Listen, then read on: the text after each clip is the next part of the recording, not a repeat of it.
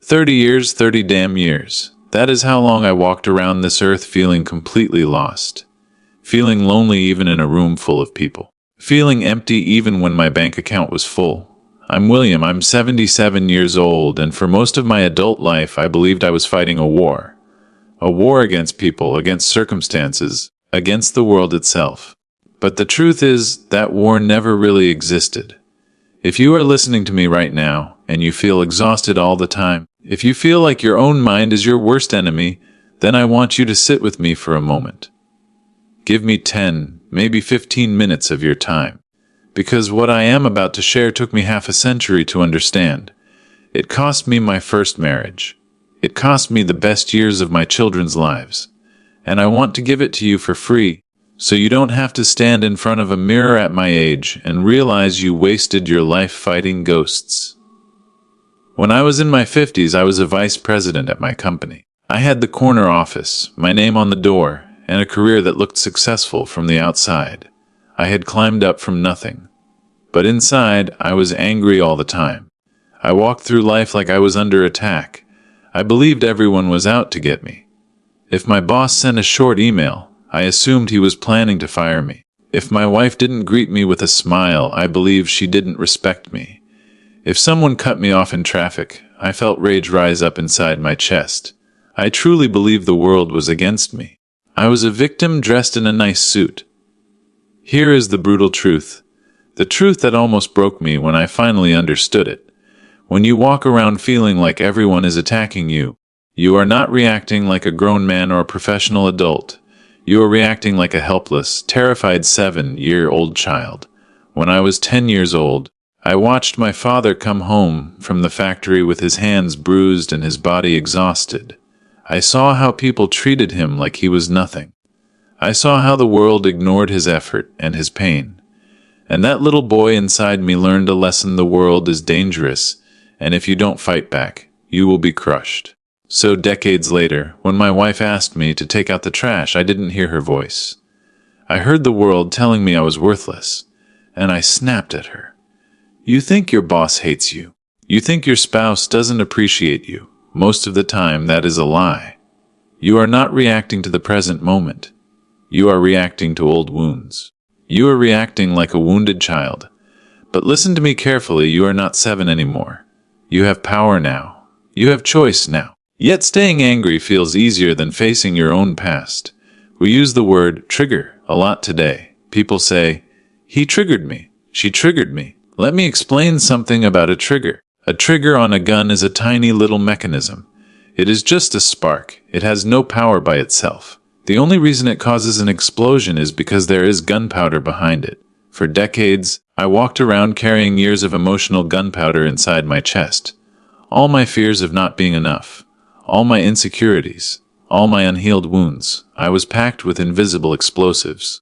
Then my child would spill a glass of milk, or an employee would make a small mistake. That tiny spark would set me off. I would yell. I would ruin the evening. I would poison the atmosphere of the house. And then I would blame them for the explosion. Look what you made me do. But the truth is, they didn't make me do anything. They only provided the spark. I was the one carrying the explosives. Until you sit down, look in the mirror, and unpack your own emotional gunpowder, the world is going to keep setting you off. You will keep destroying your relationships. You will keep pushing people away. Stop blaming others for the bombs you refuse to defuse. Now I want to talk about the voice in your head. You know the one. The voice that wakes you up at 3 in the morning and tells you that you are a fraud. The voice that says you are lazy, that you are a bad father, that you are going to lose everything.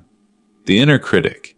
I used to think that voice was my secret weapon. I believed if I attacked myself harder than anyone else could, then nobody could hurt me. I thought that cruel, harsh voice was what made me successful. It wasn't. It was what made me miserable. Here is what nobody tells you about that voice. That harsh critical voice is not the voice of truth. It is not God. It is not reality. It is just a terrified little child inside you trying to protect you from rejection. Somewhere along the way, you learned that if you were perfect, maybe you wouldn't get hurt. So that part of your brain became a tyrant, trying to keep you in line. It is like a friend who gives terrible advice because they mean well, but they don't know any better. You don't fight that voice. You don't drown it out with alcohol or working 80 hours a week or buying expensive things. You have to talk to it.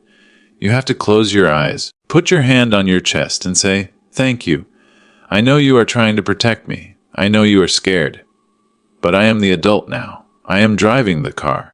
You can sit in the back seat and rest." If I had known how to do that at 30, the pain I would have saved myself. And this brings me to the greatest regret of my life. If you are a parent right now, or thinking about becoming one, listen closely. I thought I was a good dad. I grew up poor, so I promised myself my kids would never want for anything. I worked endlessly. I bought the big house. I paid for good schools. I bought the cars. I provided everything money could buy. But I was miserable. I was stressed. I was angry. I was carrying all that gunpowder inside me. Even when I sat at the dinner table, my mind was far away, worrying about the next deal, the next promotion, the next problem. Children don't care about the size of your house. They don't care about the brand of clothes you buy them. Children absorb your nervous system. When you are stressed, distant, and unhappy, they feel it.